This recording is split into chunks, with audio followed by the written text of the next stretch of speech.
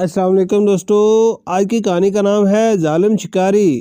ایک دفعہ کا ذکر ہے کہ ایک جنگل میں کوا اور خرگوش رہتے تھے۔ وہ دونوں آپس میں بہت اچھے دوست تھے اور ہمیشہ ایک دوسرے کی مدد کرتے تھے۔ درخت کے اوپر کوا رہتا تھا اور اسی درخت کے نیچے خرگوش نے اپنا گھر بنایا ہوا تھا۔ جنگل میں ایک مٹکا تھا جس میں ہمیشہ بارش کا پانی جمع رہتا تھا۔ کوا اور خرگوش دونوں اسی مٹکے سے پانی پیتے تھے۔ کوے نے درخت سے شکاری کو آتے دیکھا تو اس نے شور مچایا اور خرگوش کو بتایا کہ ایک شکاری جنگل آیا ہے۔ کوے کی آواز سن کر خرگوش درخت کے پیچھے گھنی جھاڑیوں میں چھپ گیا۔ شکاری شکار کی تلاش میں ادھر ادھر پھر رہا تھا۔ جب شکاری نے دیکھا کہ ایک کوا اس مٹکے سے پانی پی رہا تھا اور تھوڑی دیر بعد ایک خرگوش بھی پانی پینے آیا تو شکاری اپنی بندوق سے خرگوش پر نشانہ سیدھا کیا تو کوا اڑتا ہوا آیا اور شکاری کے سر پر زوردار چونچ ماری۔ شکاری کا نشانہ چوک گیا اور خرگوش گھنی جھاڑیوں میں چھپ گیا۔ شکاری کو کوے پر بہت غصہ آیا۔ اس نے دیکھا کہ شدید گرمی کی وجہ سے کوا مٹکے سے بار بار پانی پینے آتا ہے تو اس نے غصے سے کوے کو مارنے کے لیے اس مٹکے کے نیچے آگ جلا دی اور بہت خوش ہوا اور سوچا اب اگر کوا اور خرگوش اس مٹکے سے ابلتے ہوئے پانی کو پیئیں گے تو ہلاک ہو جائیں گے۔ شکاری بہت زور زور سے ہنسنے لگا۔ کوے کو شکاری کی اس حرکت پر بہت غصہ آیا۔ اس نے خرگوش سے کہا ہم مل کر اس شکاری کا مقابلہ کریں گے۔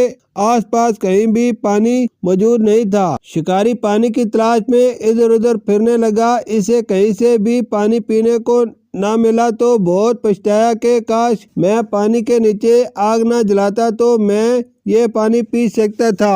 شکاری کو کوئی بھی پرندہ یا جانور نظر آتا تو شکاری اپنی بندوق سے اس پر نشانہ سادھتا تو کوا اس کے سر پر اپنے پنجوں اور چونچ سے حملہ کرتا۔ شکاری کوے سے بہت تنگ تھا۔ دن گزرتا گیا لیکن کوے کی وجہ سے شکاری کو ایک شکار نہ ملا۔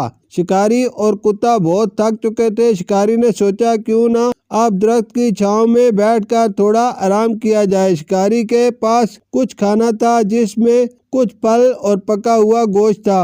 شکاری مٹکے کی طرف دیکھ رہا تھا کہ جب کوا پانی پینے کے لیے آئے گا میں اسے اپنی بندوق کا نشانہ بناؤں گا۔ پاس ہی رکھی ہوئی کھانے کی چیزیں خرگوش پیچھے سے چپکے سے آیا اور کھانے کی چیزیں اٹھا کر گھنی جھاڑیوں میں چھپا دی۔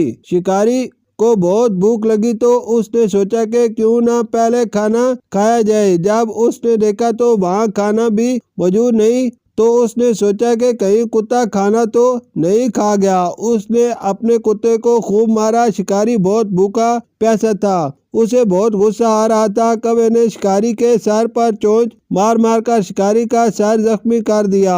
شام ہوئی تو خرگوش جھاڑیوں سے نکل آیا تو شکاری اور کتا خرگوش کے پیچھے بھاگنے لگے۔ ایک جگہ بہت گہری کھائی تھی۔ شکاری کو بھاگتے ہوئے ایک پتھر سے ٹھوکر لگی تو شکاری زمین پر گرا تو بندوق اس کے ہاتھ سے گہری کھائی میں گر گئی۔ شکاری کے لیے اب شکار کرنا اور مشکل ہو چکا تھا۔ شکاری نے سوچا اب جنگل میں بھوکے پیاسے رہنا بہت مشکل ہے۔ شام ہوتے ہی ہر طرف زمین پر سانپ اور بچھو نظر آنے لگے۔ شکاری شکار پکڑنے کے لیے پھندا لگانے لگا تو زمین پر موجود ایک بچھو نے شکاری کے ہاتھ پر ڈنگ مارا۔ شکاری بہت چلایا اور تکلیف کی وجہ سے پھندا بھی نہ لگا سکا۔ شکاری بہت ڈر گیا اور سانپوں کو دیکھتے ہی شکاری جنگل سے بھاگ گیا۔ اس طرح شکاری کو سزا مل گئی۔ کوے اور خرگوش نے مل کر جنگل کے بہت سے جانوروں کو شکاری سے بچایا۔ خرگوش اور کوا بہت خوش ہوئے۔ خرگوش نے شکاری کا جو کھانا چھپایا تھا ان دونوں نے خوب پیٹ بھر کر مزے مزے سے کھایا۔ خرگوش نے پھل کھائے اور کوے نے گوشت کھایا۔ شام ہوتے ہی بہت تیز ہوا چلی اور بارش ہونے لگی۔ بارش کے ہوتے ہی آگ بجھ گئی اور پھر سے بارش کے تازہ اور ٹھنڈے پانی سے مٹکا بھر گیا۔ خرگوش اور کوے نے جی بھر کے پانی پیا اور بہت خوش ہوئے۔ سبق: اس کہانی سے ہمیں یہ سبق ملتا ہے کہ ہمیشہ مل جل کر رہنا چاہیے اور مشکل وقت میں ایک دوسرے کی مدد کرنی چاہیے تاکہ کوئی دشمن نقصان نہ پہنچا سکے، کیونکہ اتفاق میں برکت ہے۔ شکریہ۔